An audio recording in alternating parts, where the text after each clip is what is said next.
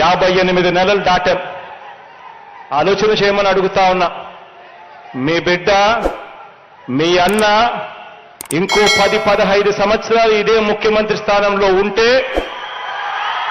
ఈరోజు నేను చెప్తా ఉన్నాను,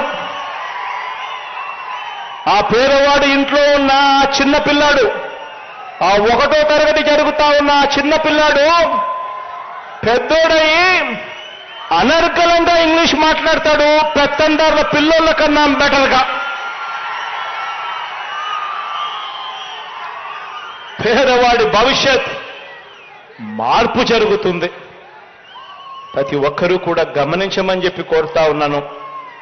మీ అందరూ కూడా ఇక రాబోయే ఈ 2 నెలలు మంచి చేసిన మన ప్రభుత్వానికి ప్రజల గుండెల్లోకి, వారి ఇళ్లల్లోకి ప్రతి స్థానం సంపాదించుకునే కార్యక్రమం చేస్తూ ఆ ఇళ్లలో నుంచి స్టార్ క్యాంపెయినర్లను బయటకు తీసుకొచ్చే గొప్ప కార్యక్రమం చేయాలి అని మిమ్మల్ని అందరినీ కూడా కోరుకుంటూ, మీ అందరికీ కూడా మీ అన్న ఎప్పుడూ మీ వాడిగా ఉంటాడు అని చెప్పి మరొక్కసారి చెబుతూ సెలవు తీసుకుంటా ఉన్నాను.